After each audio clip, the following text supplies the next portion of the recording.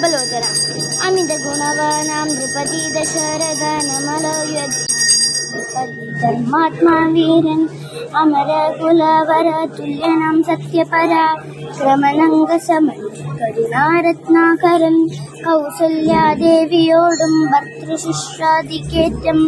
കൗശല്യമേറിയിടും കൈകേയിയും സുമിത്രയും ഭാര്യമാരീവരോടും ചേർന്നു മന്ത്രികളുമായി കാര്യകാര്യങ്ങൾ വിചാരിച്ചു ഭൂതലമെല്ലാം പരിപാലിക്കും കാലമനപത്യത കൊണ്ടു പരിതാപേന ഗുരുചരണാംബുജദ്വയം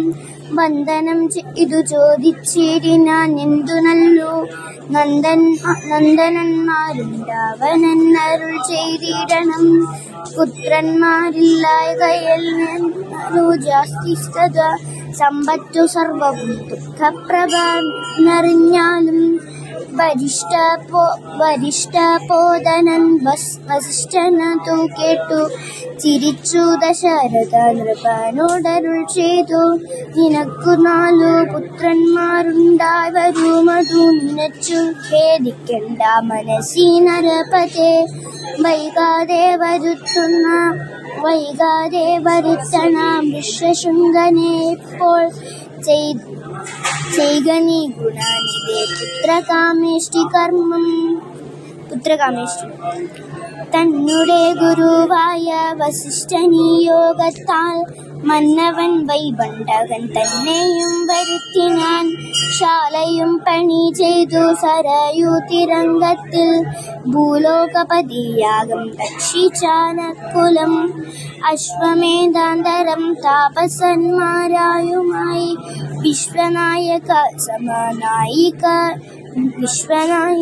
സമനാകിയ ദശരഥൻ വിശ്വനായകനവതാരം ചെയ്വതിനായി വിശ്വസഭക്തിയോടും പുത്രകാമേഷ്ടി കർമ്മം ഋഷ്യശൃംഗനാൽ ചെയ്യപ്പെട്ട രാഹുരായാലേ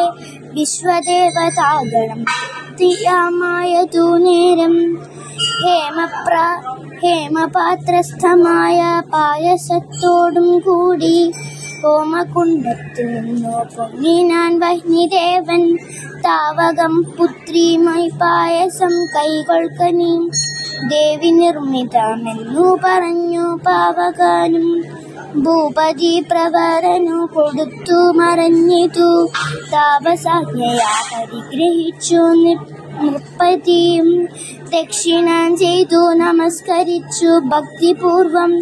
ദക്ഷണം ദശരഥൻ തക്ഷണം പ്രീതിയോടെ